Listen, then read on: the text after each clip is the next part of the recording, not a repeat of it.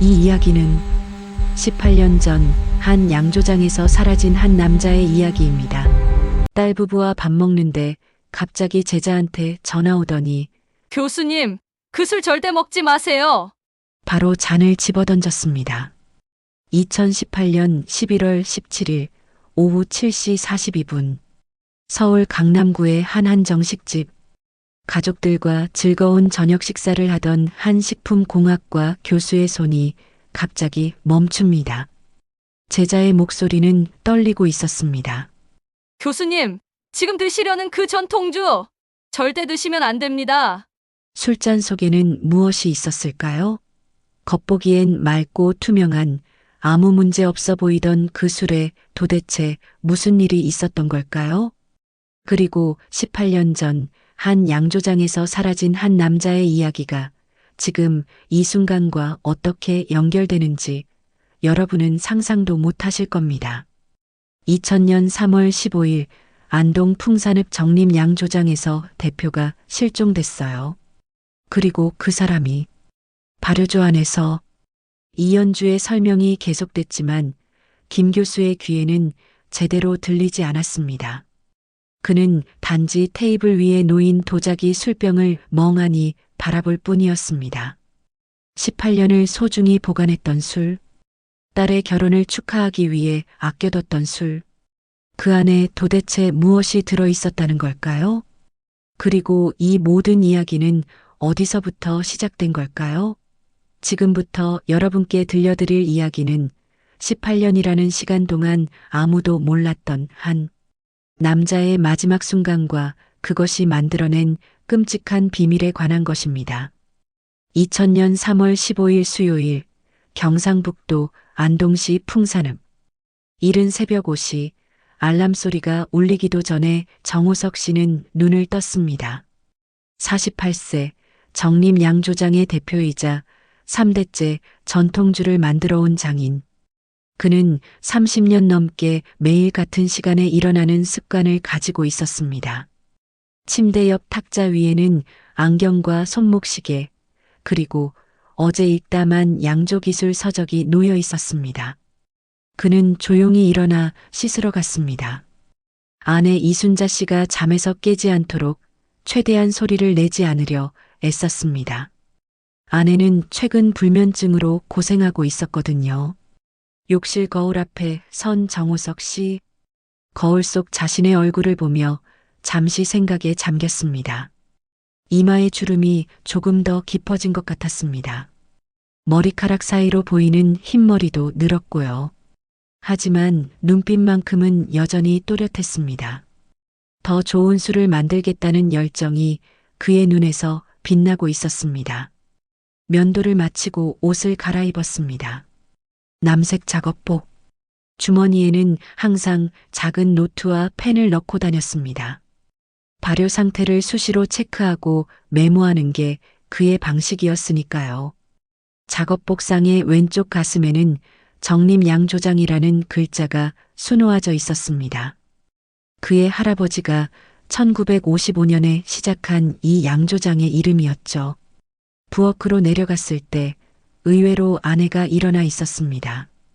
어머, 당신 벌써 일어났어? 응. 오늘 중요한 날이잖아. 도시락 싸야지.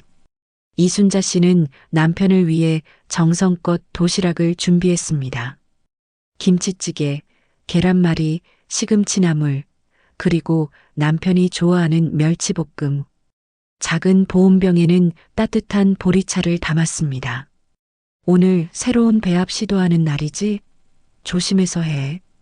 걱정 마. 30년 해온 일인데 뭐. 정호석 씨는 웃으며 대답했지만 사실 내심 긴장하고 있었습니다. 오늘은 특별한 날이었으니까요. 그는 지난 6개월간 새로운 누룩 배합 비율을 연구해 왔습니다. 전통 방식은 유지하되 맛과 향을 더 풍부하게 만들 수 있는 방법을 찾아낸 것이죠. 오늘이 바로 그 첫 시도를 하는 날이었습니다. 다녀올게. 오늘 좀 늦을 수도 있어. 새 배치 넣으면 처음엔 자주 체크해야 하거든. 알았어. 저녁은 어떻게 할래? 아, 그냥 밖에서 먹고 올게. 당신은 편하게 쉬고 있어. 현관문을 나서며 정호석 씨는 뒤돌아봤습니다. 아내가 문 앞에 서서 그를 보고 있었습니다. 결혼 25년 그들은 여전히 서로를 아꼈습니다. 조심해서 다녀와요. 응, 다녀올게. 그게 아내에게 남긴 마지막 말이었습니다. 마지막 모습이었습니다. 정림 양조장까지는 집에서 차로 15분 거리였습니다. 정우석 씨는 20년 된 낡은 포터 트럭을 몰았습니다. 새벽의 안동 시내는 조용했습니다. 아직 해가 뜨기 전이라 가로등 불빛만이 거리를 비추고 있었죠. 그는 늘 다니던 길을 따라 천천히 운전했습니다. AM 라디오에서는 뉴스가 흘러나왔습니다. 2000년 새천년의 시작. 세상은 YK 문제를 걱정했지만 다행히 큰 문제는 없었습니다. 남북 정상회담 소식이 들려왔습니다. 김대중 대통령과 김정일 위원장의 만남. 역사적인 순간이었죠. 정우석 씨는 라디오를 들으며 생각했습니다. 세상이 많이 변하는구나. 하지만 좋은 술을 만드는 방법은 변하지 않지. 양조장에 도착한 시간은 오전 5시 43분. 하늘이 조금씩 밝아오고 있었습니다. 정우석 씨는 트럭에서 내려 양조장 정문의 자물쇠를 열었습니다. 삐걱거리는 쇠문이 열리면서 양조장 특유의 발효향이 코를 자극했습니다. 그에게는 가장 익숙하고 편안한 냄새였습니다. 양조장 건물은 2층 구조였습니다. 1층에는 발효실, 저장실, 병입실이 있었고 2층에는 작은 사무실과 휴게실이 있었습니다. 건물 자체는 오래됐지만 내부 시설은 정호석 씨가 꾸준히 관리해 왔기에 깨끗했습니다. 그는 먼저 사무실로 올라갔습니다. 책상 위에는 어제 작성하던 서류들이 그대로 놓여 있었습니다. 내일 있을 안동 민속축제 참가 신청서, 새로운 라벨 디자인 시안, 그리고 최근 3개월간의 판매 장부. 정우석 씨는 꼼꼼한 사람이었습니다. 모든 것을 기록하고 정리하는 습관이 있었죠. 책상 서랍을 열어 작업일지를 꺼냈습니다. 가로 15cm, 세로 20cm 크기의 검은색 표지 노트. 이 노트에는 지난 10년간의 모든 양조 기록이 빼곡히 적혀 있었습니다. 발효 온도, 습도, pH 수치, 원료 배합 비율, 발효 기간, 맛의 변화, 그리고 그의 생각들까지. 이 노트는 그에게 가장 소중한 자산이었습니다. 오늘 날짜를 적었습니다. 2000년 3월 15일. 그리고 계획을 적기 시작했습니다. 3번 발효조 신규 배합 투입 기존 누룩 70%, 신규 계량 누룩 30% 예상 발효기간 21일 목표 더 깊은 감칠맛과 부드러운 목넘김. 그는 잠시 멈춰서서 창밖을 바라봤습니다. 동쪽 하늘이 점점 붉게 물들고 있었습니다. 곧 해가 뜰 것입니다. 새로운 하루, 새로운 시도. 그는 마음속으로 다짐했습니다. 오늘 만드는 이 술이 정림 양조장의 새로운 명작이 될 거야. 오전 6시 30분 정호석 씨는 1층 발효실로 내려갔습니다. 발효실은 약 100평 규모의 넓은 공간이었습니다. 천장이 높고 환기가 잘 되도록 설계되어 있었죠. 실내 온도는 항상 18도에서 20도 사이로 유지됐습니다. 습도는 60%에서 70%. 전통 막걸리 발효에 최적화된 환경이었습니다. 발효실 안에는 대형 발효조 6개가 일렬로 배치되어 있었습니다. 각각 3,000리터 용량. 스테인리스 스틸로 제작된 원통형 탱크였습니다. 높이는 약 2.5m, 지름은 1.8m. 상단에는 점검구가 있었고 하단에는 배수 밸브가 달려 있었습니다. 1번과 2번 발효조에는 이미 발효 중인 막걸리가 들어 있었습니다. 투입한 지 각각 15일, 9일이 지난 상태였죠. 4번과 5번 발효조는 비어 있었고 6번 발효조는 세척 중이었습니다. 그리고 3번 발효조, 오늘의 주인공이었습니다. 정우석 씨는 3번 발효조 앞에 섰습니다. 탱크 표면에 손을 댔습니다. 차가운 금속의 감촉. 그는 이 탱크를 15년 동안 사용해 왔습니다. 수백 번의 발효 과정을 함께 했죠. 그에게 3번 발효조는 단순한 설비가 아니라 오랜 동료 같은 존재였습니다. 상단 점검구로 올라가기 위해 사다리를 가져왔습니다. 알루미늄 사다리 8단. 사다리를 탱크 옆에 세우고 천천히 올라갔습니다. 그의 움직임은 조심스러웠습니다. 오랜 경험으로 체득한 안전 감각이 있었죠. 정상에 올라 점검구 뚜껑을 열었습니다. 지름 50cm 정도의 원형 개구부. 안을 들여다봤습니다. 텅 빈 탱크 내부. 깨끗하게 세척되어 소독약 냄새가 희미하게 났습니다. 손전등으로 내부를 비춰봤습니다. 벽면, 바닥, 배수구. 모든 것이 완벽했습니다. 좋아, 준비 끝났어. 그는 사다리를 타고 내려와 원료 준비실로 향했습니다. 원료 준비실은 발효실 옆에 있는 작은 공간이었습니다. 이곳에는 쌀, 누룩, 물, 그리고 각종 부재료들이 보관되어 있었습니다. 정우석 씨는 오늘 사용할 재료들을 하나하나 확인했습니다. 먼저 쌀. 충청도에서 가져온 특등급 쌀 300kg. 하루 전에 물에 불려놓은 상태였습니다. 그는 쌀알을 몇 개 집어 손가락으로 눌러봤습니다. 적당히 부드러워졌습니다. 완벽한 불림 상태였죠. 다음은 누룩. 이게 오늘의 핵심이었습니다. 그는 2개의 통을 꺼냈습니다. 하나는 그동안 써왔던 기존 누룩 70kg. 다른 하나는 그가 지난 6개월간 개발한 신규 누룩 30kg. 신규 누룩은 기존 누룩에 야생 효모를 추가 배양한 것이었습니다. 더 복잡하고 깊은 풍미를 만들어낼 수 있을 것으로 기대했습니다. 그는 2 누룩을 조심스럽게 섞었습니다. 70대 30의 비율. 너무 급격한 변화는 위험했습니다. 전통적인 맛을 유지하면서도 새로운 것을 시도하는 그것이 그의 방식이었습니다. 물은 양조장 뒤편 약수터에서 길어온 것을 사용했습니다. 안동의 깨끗한 지하수. 미네랄 함량이 적당하고 pH가 중성에 가까워 발효에 이상적이었습니다. 오전 8시 직원들이 출근하기 시작했습니다. 가장 먼저 온 사람은 박민수 씨 35세. 정우석 씨와 함께 10년을 일해온 베테랑 작업자였습니다. 그는 양조장 일을 배우기 위해 고향 부산을 떠나 안동에 왔고 정우석 씨 밑에서 거의 모든 것을 배웠습니다. 형님, 안녕하세요. 왔어? 오늘 중요한 날이야. 알아요.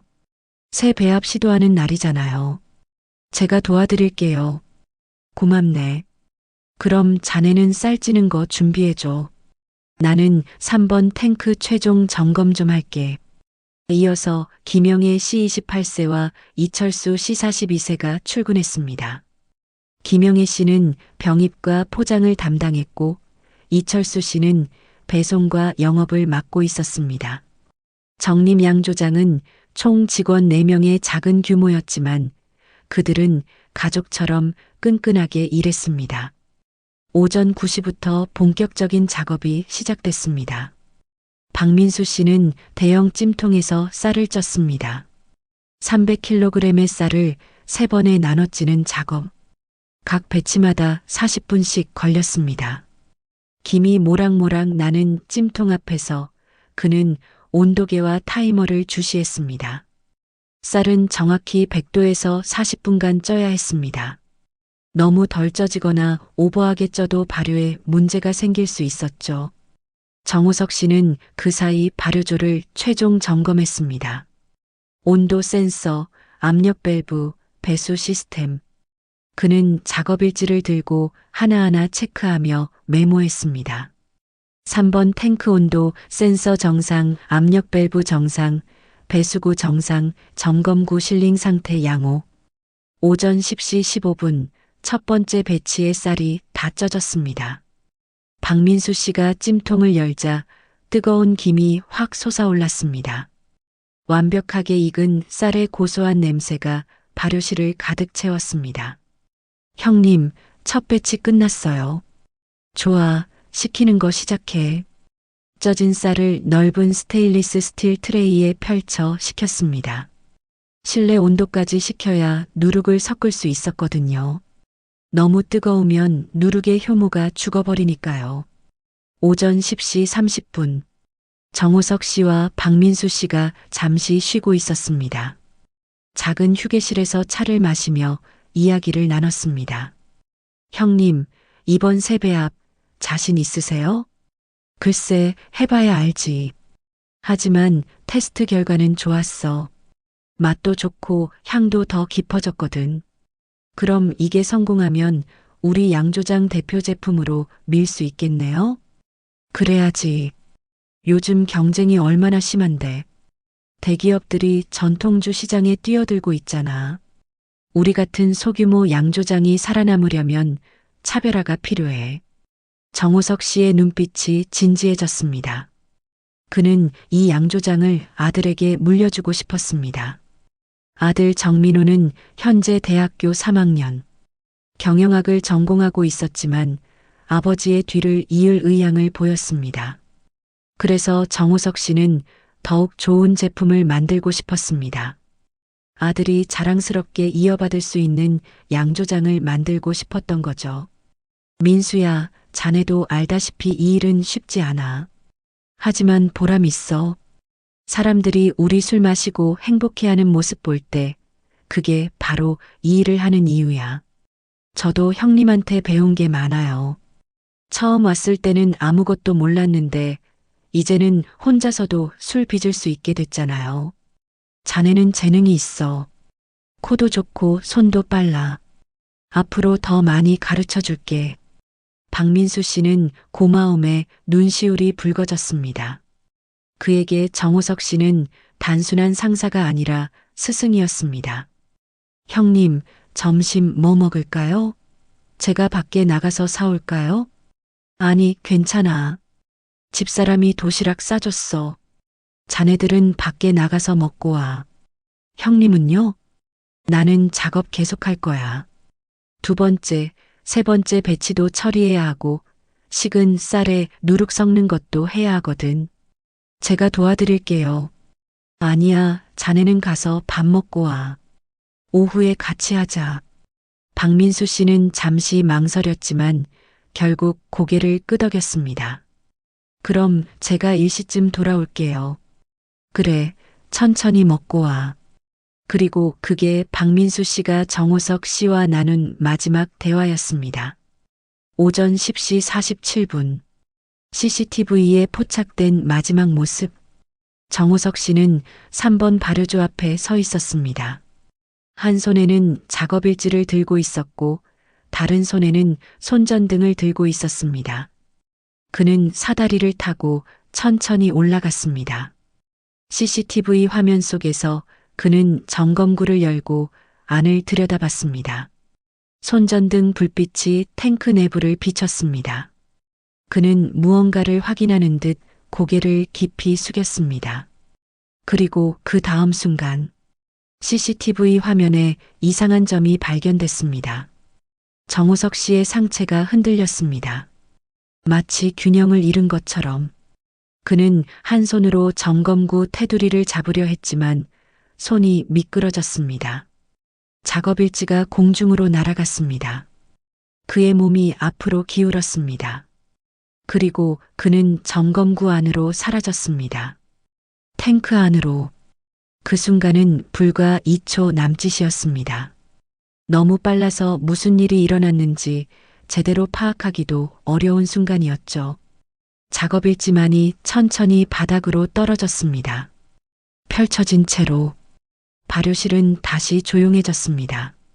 아무 일도 없었던 것처럼. 하지만 3번 발효조 안에서는 끔찍한 일이 벌어지고 있었습니다. 발효조 내부는 완전한 어둠이었습니다. 정우석 씨는 약 2.5m 아래로 떨어졌습니다. 탱크 바닥은 스테인리스 스틸, 딱딱하고 차가웠습니다. 떨어지는 순간 등과 머리를 부딪혔습니다.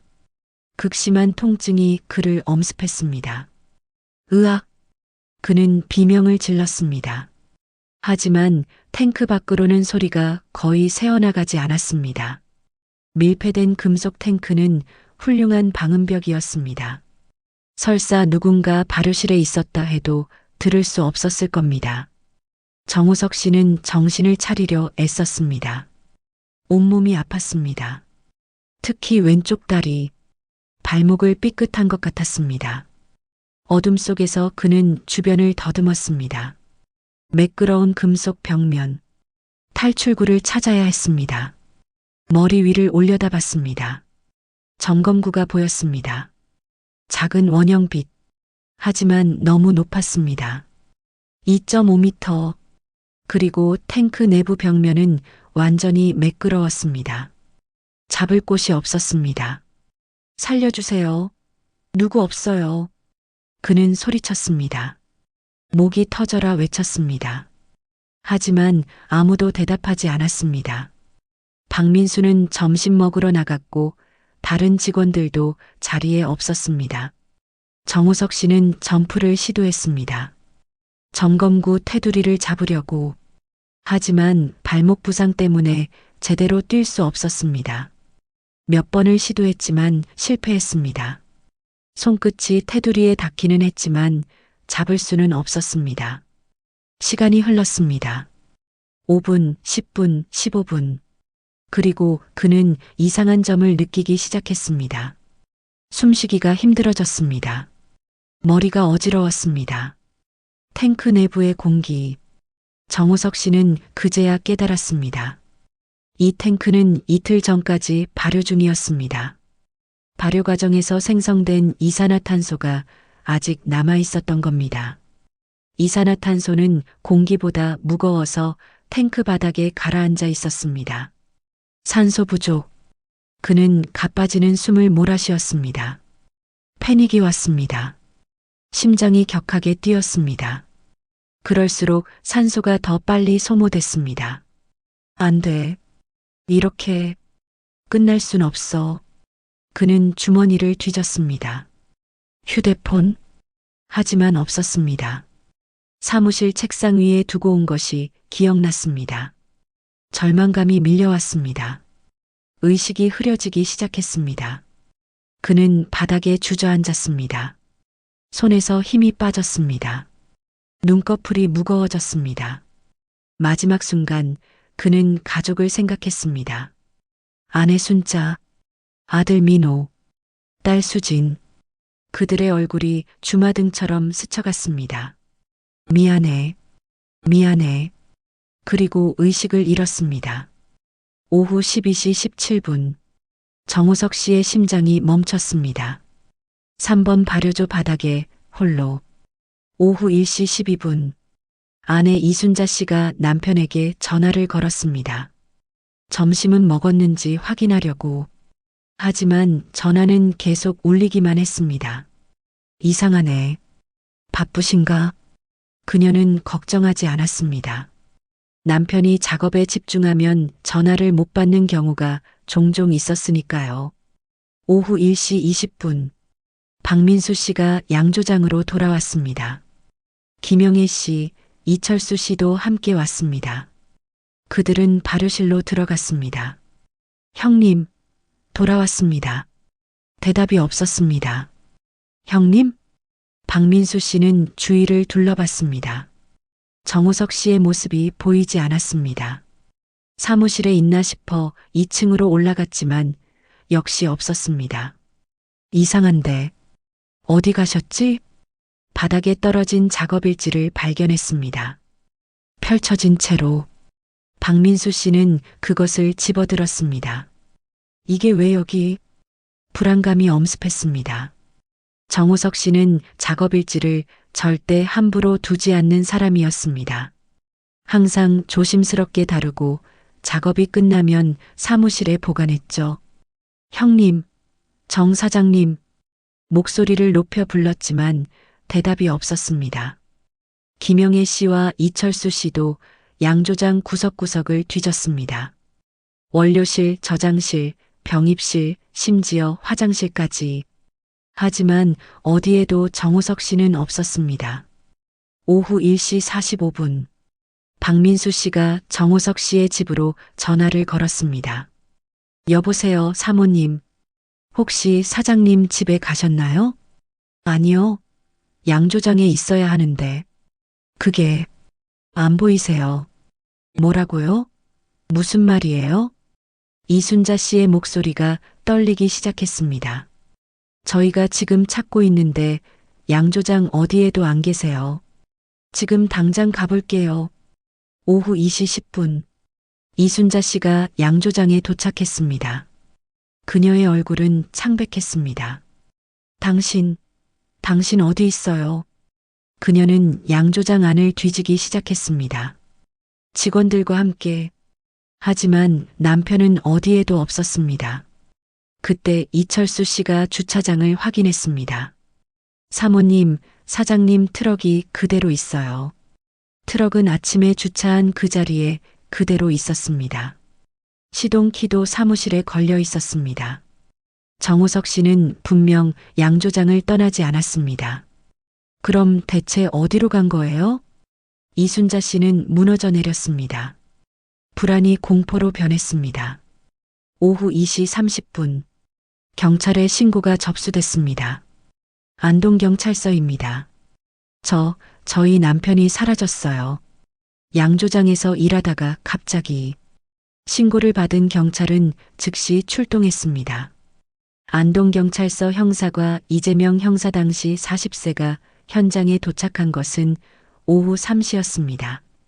그는 15년 경력의 베테랑 형사였습니다. 실종 사건을 수십 건 다뤄봤죠. 제가 이재명 형사입니다.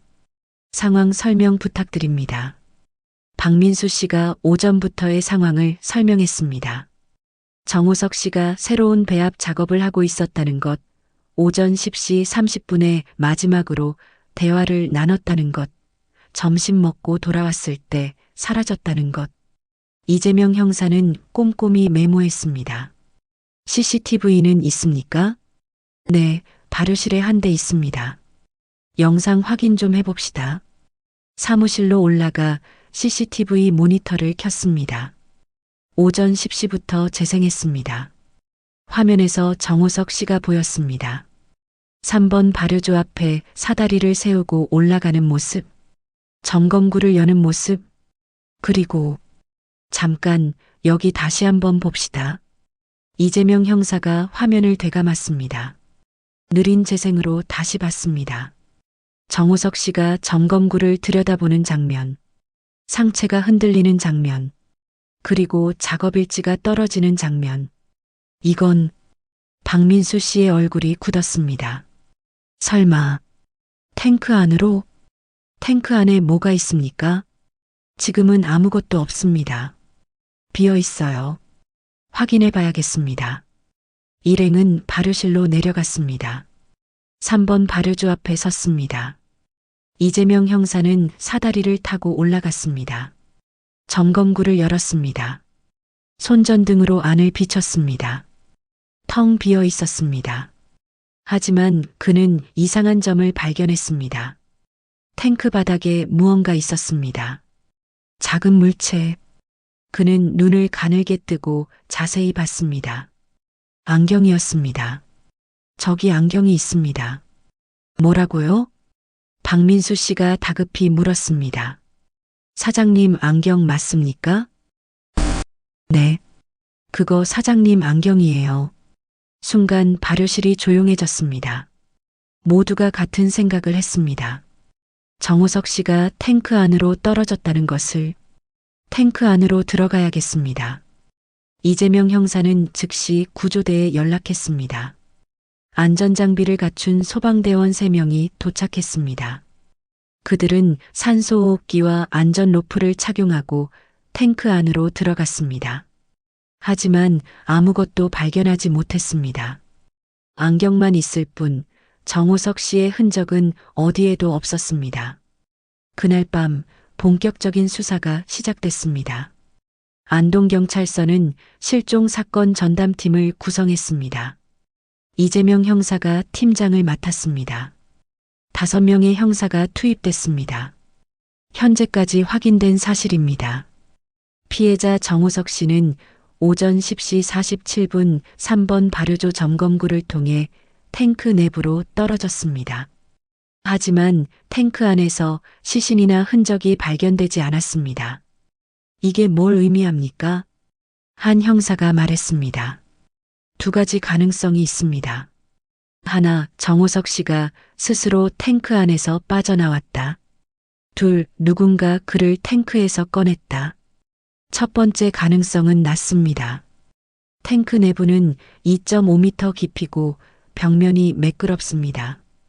혼자 나오는 건 거의 불가능합니다. 그럼 2번째 가능성인데 누가 왜 그랬을까요? 그게 핵심입니다. 이재명 형사는 화이트보드에 타임라인을 그렸습니다. 1030- 정호석 씨와 박민수 씨 대화. 1047- CCTV의 마지막 모습 탱크로 추락. 1320- 박민수 씨 귀환. 정호석 씨 실종 확인. 10시 47분부터 13시 20분까지 약 2시간 30분의 공백이 있습니다. 이 시간 동안 무슨 일이 있었는지 알아내야 합니다. 수사팀은 양조장 주변을 샅샅이 조사했습니다. 인근 상가의 CCTV도 확인했습니다. 하지만 정호석 씨가 양조장을 떠나는 모습은 어디에도 포착되지 않았습니다. 주변 사람들을 인터뷰했습니다. 양조장 인근 주민들, 거래처 사람들, 친구들, 정호석 씨와 원한 관계에 있는 사람이 있는지 조사했습니다. 하지만 모두가 같은 대답을 했습니다. 정호석 씨는 좋은 사람이에요. 성실하고 착해요. 누구와도 다툰 적 없어요. 경제적 문제도 조사했습니다. 혹시 빚이 있거나 사업이 어려운 건 아닌지. 하지만 양조장은 안정적으로 운영되고 있었습니다. 빚도 없었습니다. 가출 가능성도 검토했습니다. 하지만 그것도 말이 안 됐습니다. 정호석 씨는 매우 가정적인 사람이었습니다. 가족을 사랑했고 일을 사랑했습니다. 가출할 이유가 전혀 없었죠. 일주일이 지났습니다. 단서는 없었습니다. 이재명 형사는 다시 발효실로 갔습니다. 혼자서 그는 3번 발효조 앞에 오래 서 있었습니다. 여기에 답이 있을 거야. 분명히. 그는 다시 탱크 안으로 들어갔습니다. 이번에는 더 꼼꼼히 살펴봤습니다. 벽면을 두드려 봤습니다. 바닥을 긁어봤습니다. 배수구를 점검했습니다. 배수구. 지름 10cm의 원형 배수구가 탱크 바닥 중앙에 있었습니다. 배수 밸브로 막혀 있었죠. 이재명 형사는 배수구 주변을 자세히 봤습니다. 이상한 점을 발견했습니다. 배수구 주변에 미세한 스크래치가 있었습니다. 마치 무언가 날카로운 것으로 긁은 것 같았습니다. 이게 뭐지? 그는 사진을 찍었습니다. 나중에 감식팀에게 분석을 요청하기로 했습니다. 탱크에서 나와 작업일지를 다시 봤습니다. 마지막 페이지. 정호석 씨가 그날 아침 쓴 메모. 3번 발효조 신규 배합 투입 기존 누룩 70%, 신규 계량 누룩 30%. 그 아래 추가로 쓴 메모가 있었습니다. pH 4.2 온도, 18도 배합 수정 필요 3번 탱크 이상 징후. 3번 탱크 이상 징후? 이재명 형사는 박민수 씨를 불렀습니다. 이 메모 보세요. 3번 탱크 이상 징후라고 적혀 있는데 무슨 의미인지 아십니까? 박민수 씨가 메모를 봤습니다. 잘 모르겠는데요. 사장님이 뭔가 이상한 걸 발견하신 것 같긴 한데. 어떤 종류의 이상일까요? 글쎄요. 온도 문제일 수도 있고, 청결 상태일 수도 있고, 답은 나오지 않았습니다.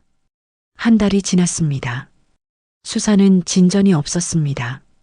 경찰은 정호석 씨가 살아있을 가능성이 낮다고 판단했습니다.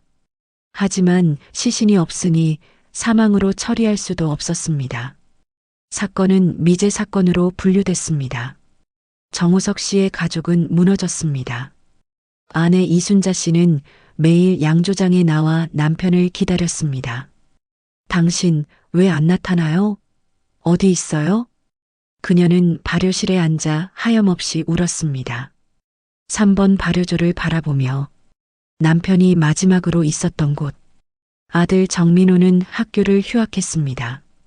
아버지를 찾기 위해 그는 안동 전역을 뒤졌습니다. 산, 강, 폐건물. 아버지가 있을 만한 곳을 모두 찾아다녔습니다. 하지만 허사였습니다. 딸 정수진은 밤마다 악몽에 시달렸습니다. 아버지가 어딘가에 갇혀서 도와달라고 외치는 꿈. 3개월 후 양조장은 문을 닫았습니다. 더 이상 운영할 수 없었습니다.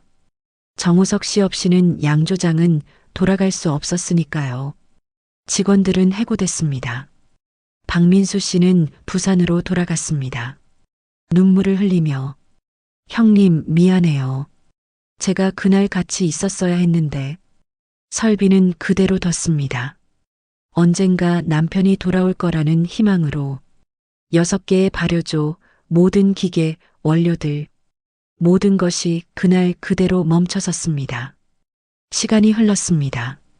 1년, 2년, 5년, 10년. 정림 양조장은 폐허가 됐습니다. 건물은 낡았고 설비는 녹슬었습니다. 하지만 가족들은 그곳을 팔지 않았습니다. 아직도 희망을 버리지 못했던 거죠. 이순자 씨는 늙어갔습니다. 머리는 백발이 됐고 얼굴에는 주름이 깊어졌습니다. 하지만 그녀는 매년 3월 15일이 되면 양조장을 찾았습니다. 남편이 사라진 그날을 기억하며 아들 정민호는 결국 대학을 졸업하고 평범한 회사에 취직했습니다. 양조장을 이어받지 못했습니다. 이어받을 양조장이 없었으니까요. 딸 정수진은 결혼했습니다. 2 아이의 엄마가 됐습니다. 하지만 그녀는 아이들에게 할아버지 이야기를 해주지 못했습니다. 너무 아팠으니까요. 이재명 형사는 퇴직했습니다. 20년 경력을 마치고 하지만 그는 여전히 정호석 씨 사건을 잊지 못했습니다. 그의 경력 중 유일하게 해결하지 못한 사건이었으니까요. 그리고 2018년 11월, 18년 만에 진실이 드러나기 시작했습니다. 한 주류 회사가 정림 양조장 부지를 매입했습니다. 오래된 양조장을 현대식으로 개조해서 재가동하려는 계획이었죠. 대대적인 리모델링이 시작됐습니다. 11월 15일 해체 작업팀이 투입됐습니다. 팀장은 김철수 씨 45세, 20년 경력의 베테랑 해체 전문가였습니다. 그는 10명의 작업자를 이끌고 양조장에 들어갔습니다. 자, 조심해서 작업합시다. 18년 동안 방치된 곳이니까 안전에 특히 주의하세요. 작업자들은 고개를 끄덕였습니다. 발효실로 들어갔을 때 그들은 먼지와 거미줄로 뒤덮인 6개의 발효조를 봤습니다. 이 탱크들 전부 해체해야 합니다. 하나씩 순서대로 갑시다. 1번 발효조부터 시작했습니다. 상단 점검구를 열고 내부를 확인했습니다. 오래된 발효액이 굳어서 바닥에 쌓여 있었습니다. 배수 밸브를 열어 내용물을 배출했습니다. 2번, 3번 발효조도 마찬가지였습니다. 11월 16일 오후 3시 15분, 3번 발효조 작업 중이었습니다. 작업자 이동훈 씨 32세가 하단 배수 밸브를 열었습니다. 밸브는 18년 동안 열리지 않았습니다. 녹이 슬어서 꽤 힘을 줘야 했습니다. 안 열리네. 그는 큰 렌치를 이용해서 힘껏 돌렸습니다. 끼익끼익. 마침내 밸브가 돌아가기 시작했습니다. 그리고 내용물이 흘러나왔습니다. 진한 갈색의 끈적한 액체. 오래된 발효액이었습니다. 악취가 진동했습니다. 작업자들은 코를 막았습니다. 액체가 계속 흘러나왔습니다. 그리고 액체와 함께 무언가 단단한 것이 배수구에 걸렸습니다. 뭐지 이게? 이동훈 씨가 장갑을 낀 손으로 그것을 집어들었습니다. 갈색 침전물로 뒤덮여 있었습니다. 크기는 손바닥만 했습니다. 그는 물로 씻어봤습니다. 순간 그의 얼굴이 굳었습니다. 이게 뭐야? 그것은 뼈였습니다. 사람의 갈비뼈. 김 팀장님, 이거 좀 보세요. 김철수 팀장이 달려왔습니다. 이동훈 씨가 손에 들고 있는 것을 봤습니다. 이건 더 많은 뼈가 나왔습니다. 배수구를 통해 손가락뼈, 팔뼈, 다리뼈, 그리고 두개골 조각. 작업은 즉시 중단됐습니다. 경찰에 신고가 들어갔습니다. 안동경찰서입니다. 저희가 양조장 해체 작업 중인데요. 발효조 안에서 사람 뼈가 나왔습니다. 뭐라고요? 30분 후 경찰과 국과수팀이 현장에 도착했습니다. 발효조 내부를 전부 비웠습니다. 3,000리터의 오래된 발효액과 침전물. 그 안에서 거의 완전한 형태의 인골이 발견됐습니다. 국립과학수사연구원으로 유골이 이송됐습니다. 다음 날 DNA 분석 결과가 나왔습니다. 18년 전 실종된 정호석 씨와 99.9% 일치. 경찰은 즉시 유족에게 연락했습니다. 이순자 씨는 그 소식을 듣고 쓰러졌습니다. 아들 정민호가 급히 병원으로 데려갔습니다. 그녀는 병원 침대에 누워 천장을 바라보며 중얼거렸습니다. 당신, 거기 있었구나. 18년 동안 부검이 시작됐습니다. 국과수 법의학과 박지훈 박사 52세가 담당했습니다. 그는 30년 경력의 베테랑 법의학자였습니다. 사인은 익사입니다. 정확히 말하면 저산소증으로 인한 질식사입니다. 익사요? 발효조에 물이 없었는데요? 경찰이 물었습니다. 발효액도 액체입니다. 그리고 더 중요한 건 발효 과정에서 발생하는 이산화탄소입니다. 탱크 바닥에 가라앉아서 산소를 대체하죠. 피해자는 탱크 안으로 떨어진 후 몇 분 안에 의식을 잃었을 겁니다. 그럼 고통스러웠겠네요. 빠르게 의식을 잃었을 테니 오래 고통받지는 않았을 겁니다. 박지훈 박사는 계속 설명했습니다. 뼈의 상태를 보면 흥미로운 점이 있습니다. 일반적인 시신은 부패하면서 악취를 발생시키고 형태가 무너집니다. 하지만 이 케이스는 다릅니다. 어떻게 다른가요? 알코올과 산성 환경에 장기간 노출되면 특수한 변화가 일어납니다. 시신의 연부 조직이 서서히 분해돼서 발효액과 섞입니다. 마치 느린 용의 과정처럼요. 뼈를 제외한 나머지는 거의 완전히 분해됩니다. 경찰관은 소름이 돋았습니다. 그럼 그 발효액에 네, 피해자의 신체 일부가 포함되어 있었을 겁니다. 그리고 그 발효액은 계속 발효됐습니다. 18년 동안 침묵이 흘렀습니다. 박지훈 박사가 한숨을 쉬었습니다. 제 경력 중 가장 특이한 케이스입니다. 경찰은 당시 기록을 다시 조사했습니다. 18년 전 CCTV 영상을 다시 분석했습니다.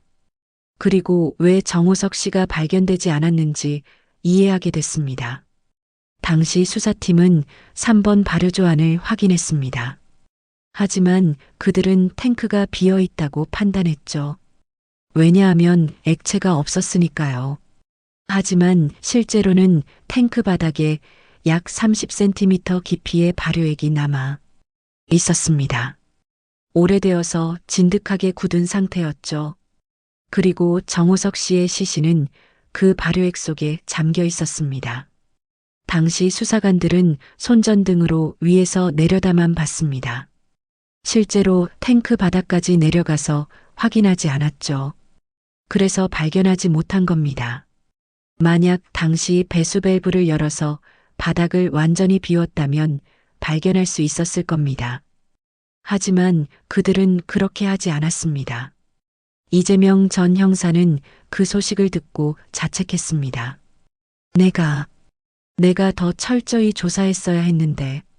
그는 정호석 씨의 묘소를 찾아갔습니다. 뒤늦게 발견된 유골은 가족 묘역에 안장됐습니다. 미안합니다. 제가 당신을 찾아내지 못했습니다. 그는 묘비 앞에서 오래 서 있었습니다. 그런데 더 충격적인 사실이 밝혀졌습니다. 경찰 조사 결과 양조장이 폐쇄되기 직전인 2000년 4월 정호석 씨의 가족은 양조장에 남아있던 술을 지인들에게 나눠줬다는 것이 확인됐습니다. 당시 창고에는 완제품 약 200병이 있었습니다. 정호석 씨가 실종되기 전 3개월간 생산한 술들이었죠. 그중 일부는 3번 발효조에서 생산된 것이었습니다. 이순자 씨는 남편을 기리는 마음으로 그 술들을 친척들, 친구들, 거래처에 나눠줬습니다. 남편이 마지막으로 만든 술이라며 제가 그 술을. 이순자 씨는 다시 쓰러졌습니다. 자신이 무서운 것을 나눠줬다는 죄책감에 식품의약품안전처는 긴급회의를 열었습니다. 18년 전 제품이지만 혹시라도 보관하고 있는 사람이 있을 수 있습니다. 전국적으로 회수 명령을 내려야 합니다. 식약처는 즉시 보도자료를 냈습니다. 정림 양조장에서 2000년 3월에 생산된 전통 막걸리 전량 회수. 해당 제품을 보유하신 분은 즉시 신고 바랍니다. 뉴스에 대서특필됐습니다. 18년 전 실종자 발효조에서 발견. 일부 제품 아직 유통 중. 전국이 충격에 빠졌습니다. 서울대학교 식품공학과 2018년 11월 17일 토요일 대학원 연구실 박사과정 학생 이현주 29세는 주말에도 학교에 나와 있었습니다. 논문 마감이 다가오고 있었거든요. 그녀의 논문 주제는 전통주 제조 기술의 역사적 변천과 현대적 개량이었습니다. 그녀는 1990년대 후반부터 2000년대 초반까지의 전통주 제조 사례를 조사하고 있었습니다. 오후 6시 30분 이현주는 국립중앙도서관 데이터베이스에 접속해서 옛 신문 기사를 검색하고 있었습니다. 전통주 양조장 2000년 같은 키워드로 수백 개의 기사가 나왔습니다. 그녀는 하나하나 읽어나갔습니다. 대부분은 양조장 개업 소식이나 축제 관련 기사였습니다. 그러다가 한 기사가 눈에 띄었습니다. 안동 양조장 대표 실종. 경찰 수사 중. 2000년 3월 20일자 경상일보 기사였습니다. 이현주는 클릭했습니다. 기사 내용 안동시 풍산읍 정림 양조장 대표 정호석 씨 48세가 지난 15일 작업 중 실종됐다. 경찰은 양조장 내부를 조사 중이나 단서를 찾지 못하고 있다. 정 씨는 3대째 전통 방식으로 막걸리를 제조해온 장인으로 알려져 기사 하단에는 작은 사진이 하나 실려 있었습니다. 정림 양조장의 외관 사진, 그리고 그 옆에 제품 사진, 술병 라벨이 보였습니다. 정림 양조장 전통 막걸리 2000년 3월 특별주. 이현주는 그 라벨을 빤히 바라봤습니다. 어디서 본 것 같은데. 그녀는 기억을 더듬었습니다. 최근에 비슷한 라벨을 본 기억이 있었습니다. 어디서였을까? 그리고 기억났습니다. 일주일 전 지도교수 김태훈 교수님의 딸 결혼식. 이현주는 그 자리에 초대받아 참석했습니다. 결혼식 후 가족 식사 자리에도 함께했죠. 교수님께서 제자들에게 베푸는 호의였습니다. 그때 교수님이 특별한 술을 가져오셨습니다. 이연주 씨, 이 술 좀 봐요. 아주 귀한 거예요. 교수님은 도자기 술병을 보여주셨습니다. 18년 된 전통주예요. 선배가 10년 전에 준 건데 딸 결혼 기념으로 아껴뒀지요. 오늘 딸 부부랑 먹으려고요. 이연주는 술병을 받습니다. 라벨이 바래져 있었지만 글자는 읽을 수 있었습니다. 정림 양조장 전통 막걸리 2000년 3월 특별주. 정확히 같은 라벨이었습니다. 이연주의 심장이 빠르게 뛰기 시작했습니다. 설마.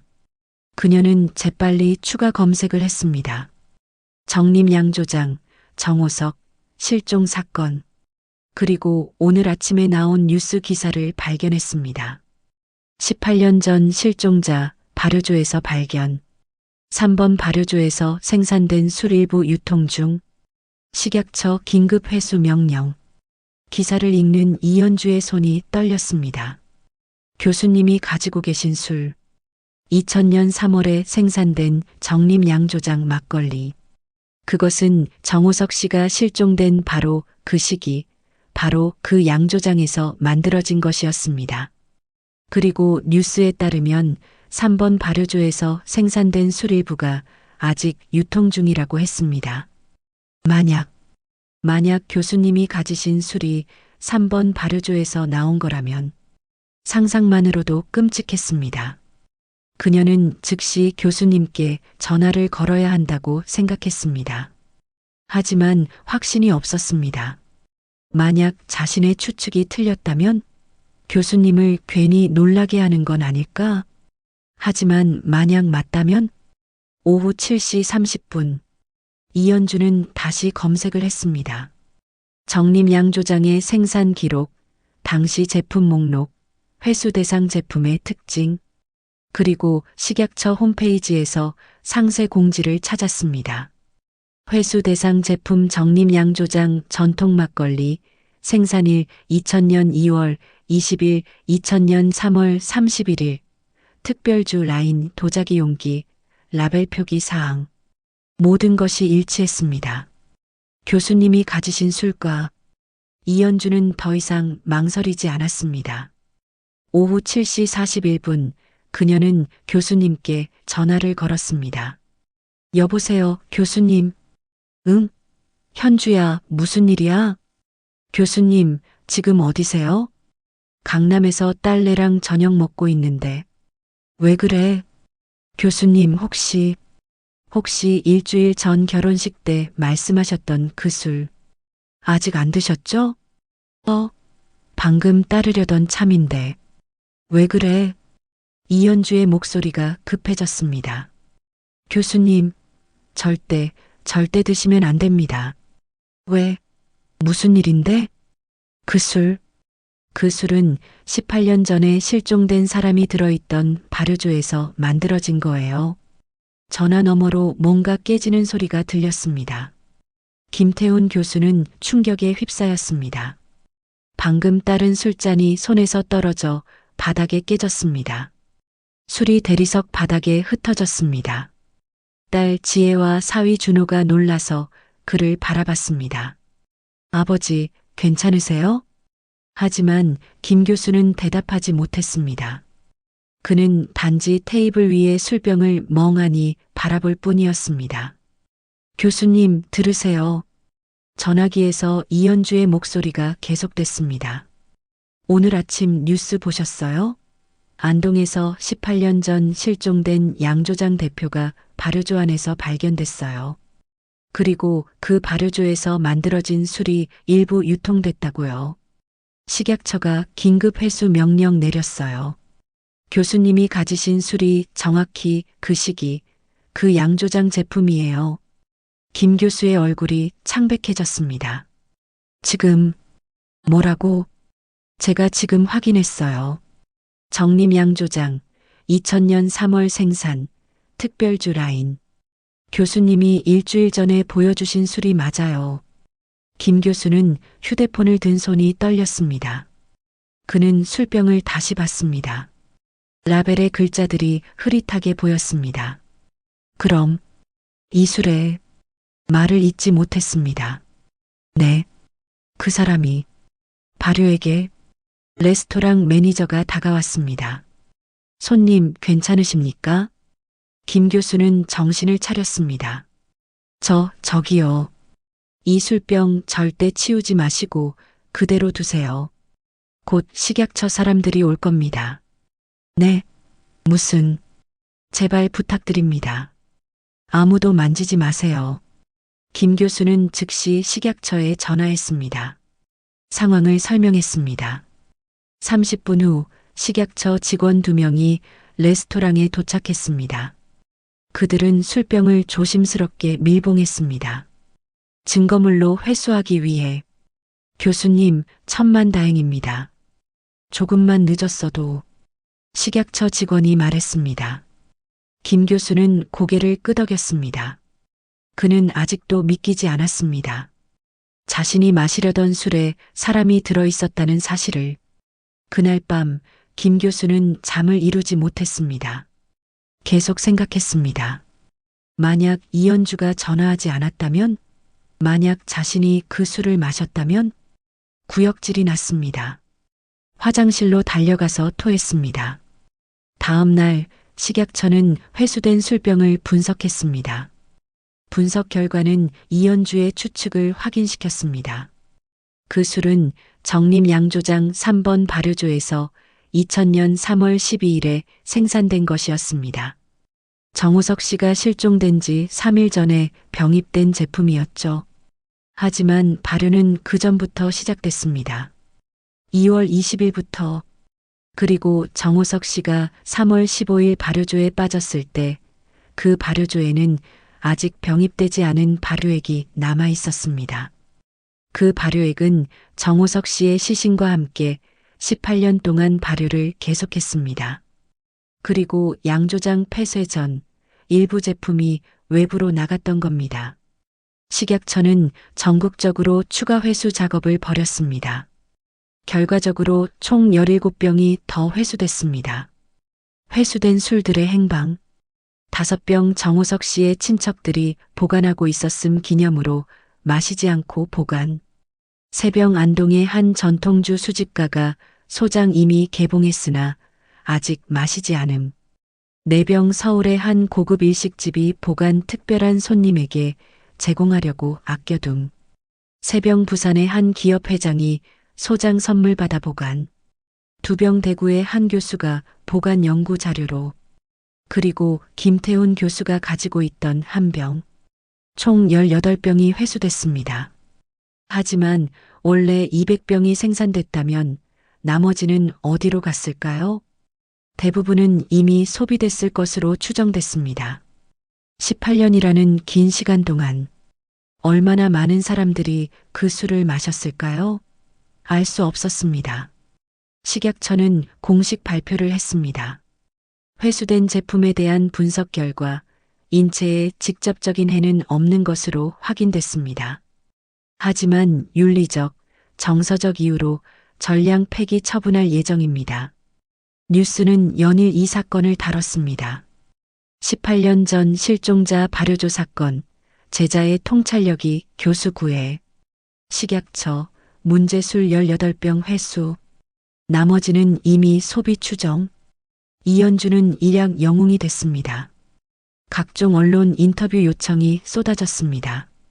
하지만 그녀는 대부분 거절했습니다. 저는 그저 운이 좋았을 뿐이에요. 제가 마침 그 주제를 연구하고 있었고, 마침 그 기사를 읽었고, 마침 교수님의 수를 기억했을 뿐이에요. 하지만 사람들은 그녀의 겸손함에 더 감동했습니다. 김태훈 교수는 그녀에게 깊이 감사했습니다. 현주 씨, 고마워요. 당신이 아니었다면 나는. 교수님, 괜찮습니다. 당연히 해야 할 일을 했을 뿐이에요. 하지만 당신의 통찰력과 책임감이 날 구한 거야. 앞으로 연구실에서 더 많은 기회를 주겠어요. 실제로 이현주는 그 사건 이후 학계에서 주목받게 됐습니다. 그녀의 세심한 관찰력과 빠른 판단력이 인정받았죠. 정호석 씨의 가족은 뒤늦게 진실을 알게 됐습니다. 아내 이순자 씨는 병원 침대에 누워 눈물을 흘렸습니다. 당신이 거기 있었구나. 18년 동안 그녀는 남편이 도망간 것도 아니고 다른 삶을 산 것도 아니라는 걸 알게 됐습니다. 단지 사고였다는 것을, 남편은 끝까지 가족을 사랑했고 일을 사랑했다는 것을. 미안해요, 당신. 내가 원망했어요. 왜 우리를 버리고 갔냐고. 하지만 당신은 그냥 사고를 당한 거였네요. 아들 정민호는 묘소 앞에 섰습니다. 아버지, 이제야 편히 쉬세요. 이제야 우리가 아버지를 제대로 보내드릴 수 있게 됐어요. 장례식이 다시 치러졌습니다. 18년 만에 장례식. 2018년 11월 25일 안동시 풍산읍 정림가족묘역. 하늘은 흐렸고 찬바람이 불었습니다. 하지만 조문객들은 끊이지 않았습니다. 정호석 씨의 친구들, 동료들, 거래처 사람들. 그들 중 상당수는 이미 노인이 되어 있었습니다. 18년이라는 시간은 모두를 늙게 만들었으니까요. 박민수 씨도 왔습니다. 부산에서. 그는 이제 48세가 되어 있었습니다. 머리에는 흰머리가 섞여 있었고 얼굴에는 주름이 깊었습니다. 그는 관 앞에 무릎을 꿇었습니다. 형님, 미안합니다. 제가 그날 형님을 혼자 두고 갔습니다. 제가 함께 있었어야 했는데, 그랬다면 형님을 구할 수 있었을 텐데. 그의 목소리는 떨렸습니다. 18년 동안 그를 괴롭혀온 죄책감이 터져나왔습니다. 이순자 씨가 그에게 다가왔습니다. 민수 씨, 당신 잘못이 아니에요. 사고였어요. 누구도 예상할 수 없었던 사고. 하지만 당신이 남편을 존경했고 사랑했다는 거 알아요. 그걸로 충분해요. 이제 그만 자책하세요. 박민수 씨는 눈물을 쏟았습니다. 장례식이 끝나고 유족들은 오랜만에 함께 모였습니다. 이순자 씨, 아들 정민호 39세, 딸 정수진 36세, 그리고 그들의 가족들. 엄마, 이제 괜찮으세요? 정민호가 조심스럽게 물었습니다. 이순자 씨는 고개를 끄덕였습니다. 응, 이제 알았으니까. 아버지가 어떻게 돌아가셨는지, 아버지가 우리를 버린 게 아니라는 걸, 이제 마음의 짐을 내려놓을 수 있을 것 같아. 아버지, 정말 좋은 분이셨죠? 그래, 너무 좋은 사람이었어. 너무 성실했어. 그게 문제였을지도 몰라. 혼자서 모든 걸 하려고 했으니까. 정수진이 어머니의 손을 잡았습니다. 엄마, 우리가 있잖아요. 이제 우리가 엄마를 돌볼게요. 고마워, 얘들아. 정말 고마워. 그들은 오래 앉아 있었습니다. 함께, 가족으로서. 사건 이후 안전 규정이 대폭 강화됐습니다. 한국양조산업협회는 긴급 총회를 열었습니다. 전국의 양조장 대표들이 모였습니다. 협회장이 단상에 올라 말했습니다. 여러분, 정호석 씨의 비극적인 사고는 우리 모두에게 경종을 울립니다. 우리는 변해야 합니다. 안전을 최우선으로 해야 합니다. 새로운 규정들이 발표됐습니다. 첫째, 모든 발효조에 추락방지 안전망 설치 의무화. 기존의 좁은 점검구는 안전 난간으로 둘러싸야 하고 작업자가 실수로 떨어지는 것을 방지하기 위한 안전그물을 설치해야 했습니다. 둘째, 발효조 내부 작업 시 2인 1조 원칙. 절대 혼자 작업하지 않는다. 한 명이 탱크 안에 들어가면 다른 한 명은 반드시 밖에서 대기하며 상황을 모니터링해야 했습니다. 셋째, 산소 농도 측정기 필수 비치. 탱크 내부로 들어가기 전 반드시 산소 농도를 측정하고 안전 수준인지 확인해야 했습니다. 이산화탄소 농도가 높으면 절대 들어가지 않습니다. 넷째, 응급구조 장비 비치.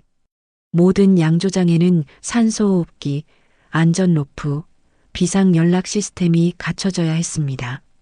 다섯째, 연 2회 안전교육 의무화.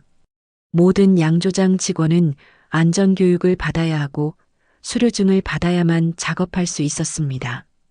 이 규정들은 법으로 제정됐습니다. 식품위생법 개정안에 포함되어 국회를 통과했습니다. 정호석법이라 불렸습니다. 그의 희생이 헛되지 않도록 하기 위해서였습니다. 2019년 3월까지 전국 모든 양조장이 새로운 안전 규정을 준수하도록 개선 작업을 마쳤습니다. 정부는 중소 양조장의 안전시설 설치 비용을 지원했습니다. 서울대 식품공학과 김태훈 교수는 안전 매뉴얼 제작에 참여했습니다. 우리는 맛있는 술을 만들기 전에 안전한 작업 환경을 만들어야 합니다. 기술의 발전도 중요하지만 사람의 생명이 가장 중요합니다. 그는 전국 양조장을 순회하며 안전교육을 실시했습니다. 그리고 매번 정호석 씨의 이야기를 들려줬습니다. 이분은 장인이었습니다. 더 좋은 술을 만들기 위해 헌신했습니다. 하지만 안전 불감증이 그의 목숨을 앗아갔습니다. 여러분은 이런 비극을 반복하지 마세요. 교육을 받은 양조장 관계자들은 숙연해졌습니다. 그들은 자신들의 작업장을 돌아봤습니다. 혹시 위험한 곳은 없는지, 개선할 점은 없는지. 실제로 안전 규정 시행 이후 양조장 안전사고는 80% 이상 감소했습니다. 생명을 구한 법이었습니다. 이연주는 박사학위를 받았습니다. 그녀의 논문 전통주 제조기술의 역사적 변천과 현대적 계량 안전성을 중심으로는 최우수 논문으로 선정됐습니다.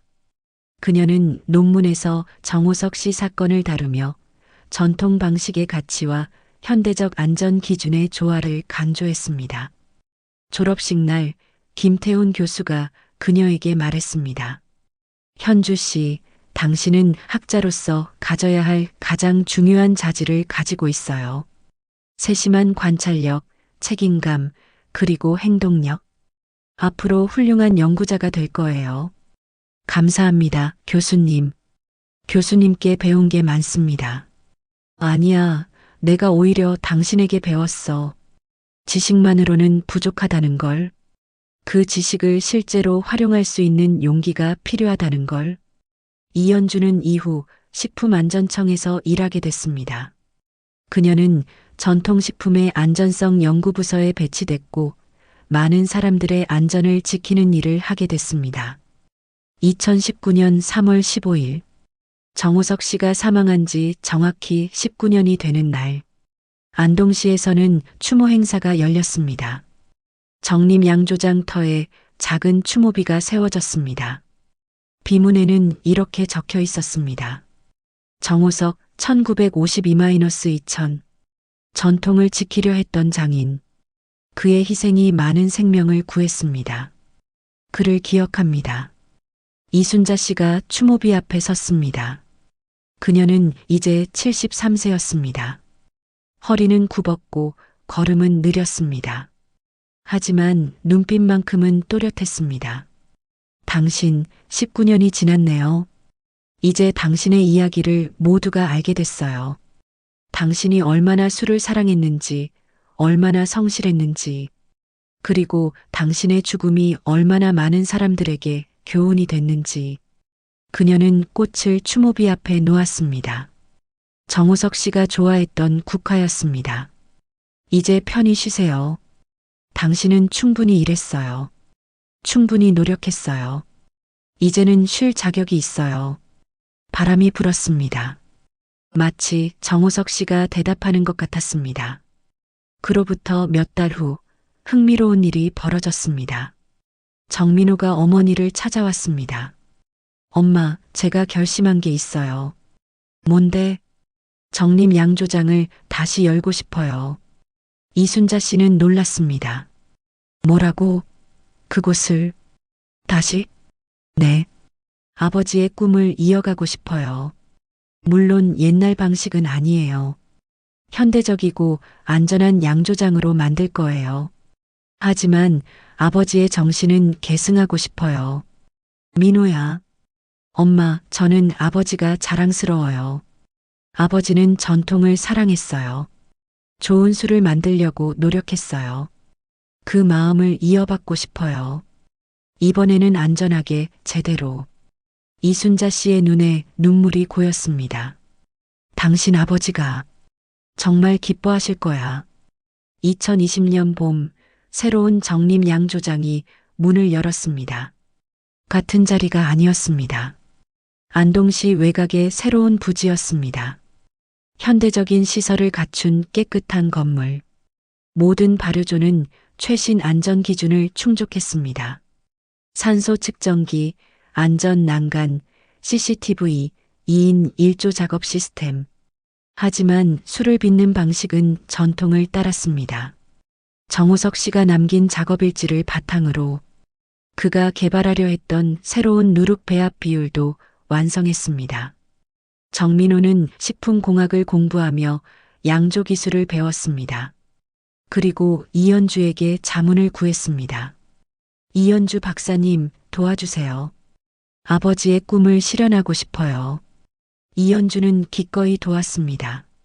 그녀는 정우석 씨의 작업 일지를 분석하고 최적의 발효 조건을 연구했습니다. 김태훈 교수도 함께했습니다. 첫 제품이 나왔습니다. 정림 프리미엄 전통주. 라벨에는 작은 글씨가 적혀 있었습니다. 고 정우석 장인을 기리며. 시음회가 열렸습니다. 양조업계 관계자들, 언론, 그리고 18년 전 정우석 씨와 함께 일했던 사람들이 모였습니다. 박민수 씨도 왔습니다. 그는 이제 50세였습니다. 그는 조심스럽게 술잔을 들었습니다. 한 모금 마셨습니다. 눈을 감았습니다. 이거 형님 맛이야. 그의 눈에서 눈물이 흘렀습니다. 형님이 만들려고 했던 바로 그 맛이에요. 깊고 부드럽고 여운이 남는. 정민호가 그의 어깨를 잡았습니다. 민수 아저씨, 감사합니다. 아저씨 덕분에 아버지의 작업 방식을 이해할 수 있었어요. 아니에요. 제가 해야 할 일을 한 거예요. 술은 대성공이었습니다. 정우석 씨의 이야기와 함께 높은 품질로 인정받았습니다. 1년 만에 전국적으로 유명해졌습니다. 이순자 씨는 양조장을 방문할 때마다 미소 지었습니다. 당신 보고 있어요? 우리 아들이 당신 꿈을 이뤘어요. 이번엔 안전하게 제대로. 하지만 정민호는 단순히 성공한 양조장을 만드는데 그치지 않았습니다. 그는 매년 안전교육 프로그램을 운영했습니다. 전국의 소규모 양조장 종사자들을 초대해 무료로 안전교육을 제공했습니다. 제 아버지는 안전 불감증으로 목숨을 잃었습니다. 여러분은 같은 실수를 하지 마세요. 그는 정림 양조장의 이익 일부를 안전기금으로 적립했습니다. 경제적으로 어려운 소규모 양조장의 안전시설 설치 비용을 지원하는 기금이었습니다. 아버지의 죽음이 헛되지 않게 하고 싶어요.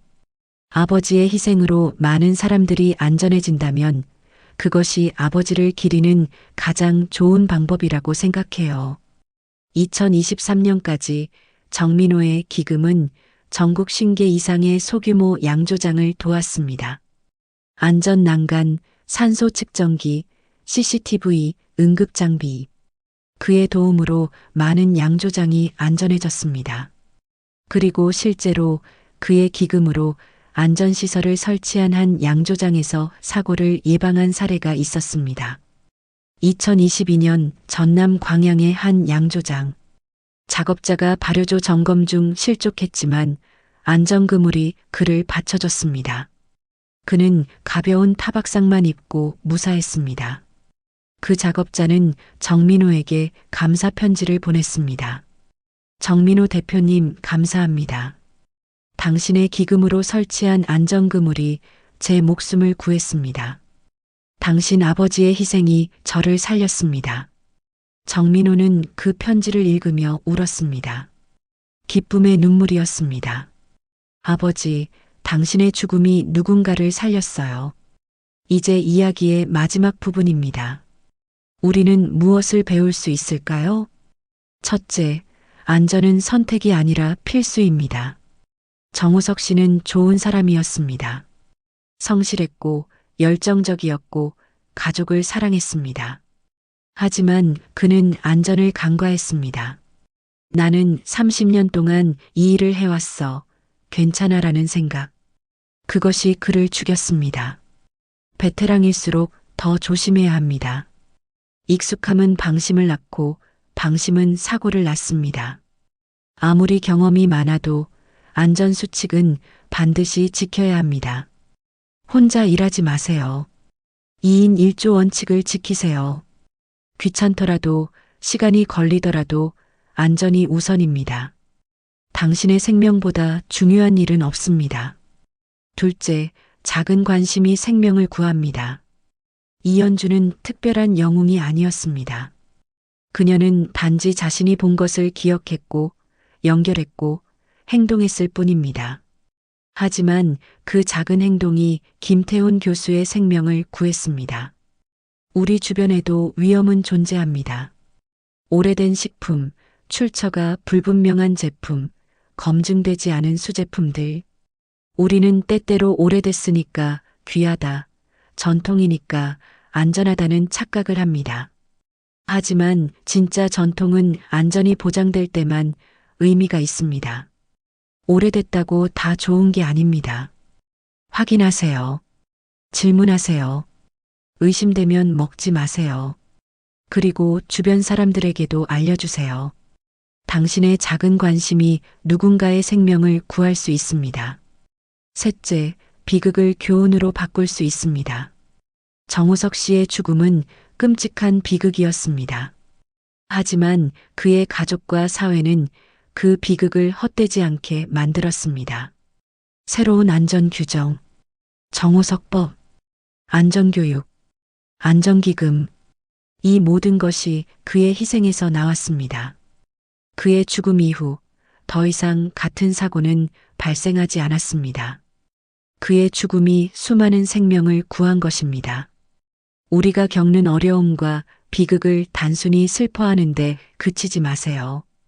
그것을 배움의 기회로, 변화의 계기로 만들 수 있습니다. 그것이 아픔을 의미 있게 만드는 방법입니다. 넷째, 전통과 현대는 공존할 수 있습니다. 정민호는 아버지의 전통을 버리지 않았습니다. 하지만 맹목적으로 따르지도 않았습니다. 그는 전통의 정신을 존중하면서도 현대의 안전 기준을 도입했습니다. 전통이 소중하다고 해서 위험을 감수할 필요는 없습니다. 현대 기술을 활용해서 더 안전하게 만들 수 있습니다. 전통의 가치는 방식이 아니라 정신에 있습니다. 장인 정신이란 단순히 옛날 방식을 고집하는 게 아닙니다. 최고의 결과를 만들기 위해 끊임없이 노력하는 자세입니다. 그리고 그 노력에는 안전도 포함되어야 합니다. 마지막으로 이 이야기의 주인공들에게 경의를 표합니다. 정우석 씨, 전통을 사랑했던 장인. 당신의 열정은 존경받아 마땅합니다. 그리고 당신의 희생은 잊히지 않을 것입니다. 이순자 씨, 18년을 기다린 아내. 당신의 인내와 사랑은 감동적입니다. 이제 편히 쉬시길 바랍니다. 정민호 씨, 아버지의 꿈을 이어간 아들. 당신은 슬픔을 희망으로 바꿨습니다. 당신의 노력으로 많은 생명이 구해지고 있습니다. 이현주 박사, 관찰력과 책임감으로 생명을 구한 학자. 당신의 용기는 우리 모두의 본보기입니다. 김태훈 교수, 위기에서 살아남아 안전을 전파하는 교육자. 당신의 헌신으로 업계 전체가 안전해졌습니다. 이재명 전 형사, 끝까지 사건을 잊지 않았던 형사. 비록 당시에는 해결하지 못했지만 당신의 노력은 헛되지 않았습니다. 박민수 씨, 스승을 잊지 않은 제자. 당신의 증언이 진실을 밝히는데 도움이 됐습니다. 여러분, 오늘 이 이야기를 듣고 무엇을 느끼셨나요? 아마도 불편함을 느끼셨을 겁니다. 그것이 정상입니다. 이 이야기는 불편해야 합니다. 왜냐하면 우리의 일상 속에 숨어 있는 위험을 일깨워 주니까요. 우리는 매일 수많은 음식을 먹고 수많은 제품을 사용합니다. 그 안에 무엇이 들어있는지, 어떻게 만들어졌는지, 안전한지 우리는 제대로 알고 있을까요? 대부분은 모릅니다. 그리고 그게 보통입니다. 우리는 신뢰에 의존해 살아갑니다. 제조사를 믿고 판매자를 믿고 규제 당국을 믿습니다. 하지만 맹목적으로 믿지는 마세요. 건강한 의심을 가지세요. 질문하세요. 확인하세요. 출처가 불분명한 제품은 피하세요. 너무 오래된 식품은 조심하세요. 검증되지 않은 수제품은 의심하세요. 그리고 이상한 점을 발견하면 말하세요. 이연주처럼 당신의 한마디가 누군가를 구할 수 있습니다. 일터에서 일하시는 분들, 특히 제조업이나 식품업에 종사하시는 분들께 부탁드립니다. 안전수칙을 지켜주세요. 귀찮아도 시간이 걸려도 반드시 지켜주세요. 당신의 생명이 걸려 있습니다. 혼자 일하지 마세요. 위험한 작업은 반드시 2인 이상이 함께 하세요. 안전장비를 착용하세요. 멋없어 보여도 불편해도 생명을 구합니다. 이상 징후를 발견하면 즉시 보고하세요. 작은 문제가 큰 사고로 이어질 수 있습니다. 회사 경영자분들께도 부탁드립니다. 안전에 투자하세요. 비용이 아니라 투자입니다. 직원의 생명은 돈으로 살 수 없습니다. 안전 규정을 만들고 교육하고 점검하세요. 형식적으로 하지 말고 진심으로 하세요. 직원들이 안전 문제를 제기할 때 귀 기울이세요. 불편하더라도 비용이 들더라도 들어주세요. 정부 관계자분들께도 부탁드립니다. 규제는 번거로움이 아니라 보호입니다. 엄격하게 집행하세요. 소규모 사업자들을 지원하세요. 그들도 안전하게 일할 권리가 있습니다. 사고가 발생하면 철저히 조사하고 재발 방지 대책을 세우세요. 그리고 일반 소비자인 우리 모두에게도 책임이 있습니다. 값싸고 빠른 것만 찾지 마세요. 안전하게 만든 제품은 비용이 더 듭니다. 그 비용을 지불할 의지가 있어야 합니다. 기업이 안전에 투자하는 것을 지지하세요. 안전 규정을 지키는 회사의 제품을 선택하세요. 사고가 발생했을 때 단순히 비난하지 말고 구조적 문제를 보세요. 그리고 개선을 요구하세요. 정우석 씨의 이야기는 끝났습니다. 하지만 그의 유산은 계속됩니다. 전국의 양조장에서, 공장에서, 작업장에서 사람들은 더 안전하게 일하고 있습니다. 정우석법 덕분에, 정민호의 기금 덕분에, 이현주의 용기 덕분에 매년 3월 15일이 되면 안동 정림 양조장 터의 추모비 앞에는 꽃이 놓입니다. 정우석 씨를 기억하는 사람들의 헌화입니다. 그리고 정림 양조장에서 생산되는 모든 술병에는 작은 문구가 적혀 있습니다. 안전하게 만들었습니다. 안심하고 드세요. 간단한 문구지만 그 안에는 한 남자의 죽음, 한 가족의 슬픔, 한 사회의 각성, 그리고 수많은 사람들의 노력이 담겨 있습니다. 2025년 오늘 이 이야기를 듣는 여러분, 오늘부터 조금 더 신경 써주세요. 여러분이 드시는 음식의 출처를, 여러분이 일하는 곳의 안전을, 여러분 주변 사람들의 위험을, 그리고 무언가 이상한 점을 발견하면 이연주처럼 행동해 주세요. 전화 한 통, 신고 한 번, 경고 한 마디. 그것이 누군가의 생명을 구할 수 있습니다. 정우석 씨는 더 좋은 술을 만들기 위해 목숨을 잃었습니다. 그의 열정은 존경받아 마땅하지만 그의 죽음은 반복되어서는 안 됩니다. 우리는 그의 이야기를 기억해야 합니다. 그리고 같은 비극이 반복되지 않도록 노력해야 합니다. 안전은 누군가의 책임이 아니라 모두의 책임입니다. 당신의 가족을 생각하세요. 당신이 사랑하는 사람들을 생각하세요. 그들이 당신을 필요로 합니다. 안전하게 집에 돌아가세요. 그리고 주변 사람들도 안전하게 돌아갈 수 있도록 도와주세요. 이 이야기가 여러분께 도움이 되었기를 바랍니다. 불편했을 수도 있습니다. 무서웠을 수도 있습니다. 슬펐을 수도 있습니다. 하지만 그것이 이 이야기의 목적입니다. 여러분을 각성시키기 위해서, 여러분이 행동하게 만들기 위해서 정우석 씨의 희생이 헛되지 않도록, 더 이상 같은 비극이 반복되지 않도록, 우리 모두가 더 안전한 세상에서 살 수 있도록 오늘 이 영상을 본 여러분이 변화의 시작이 되어주세요. 여러분의 작은 관심이 큰 변화를 만듭니다. 여러분의 한마디가 생명을 구합니다. 이 이야기를 주변 사람들과 공유해 주세요. 특히 제조업이나 식품업에 종사하는 분들께, 그리고 가족들께. 구독과 좋아요는 이 메시지를 더 많은 사람들에게 전하는 데 도움이 됩니다. 댓글로 여러분의 생각을 나눠주세요. 여러분의 직장은 안전한가요? 개선이 필요한 점은 없나요? 함께 이야기 나눠봅시다. 다음 영상에서는 우리 일상 속 숨어 있는 또 다른 위험들에 대해 이야기하겠습니다. 안전은 한 번의 주의로 끝나는 게 아니라 매일매일의 실천입니다. 여러분 안전하세요. 그리고 주변 사람들도 안전할 수 있도록 도와주세요. 감사합니다. 정우석 씨를 기억하며 그의 희생으로 더 안전한 세상이 되기를 영면하소서.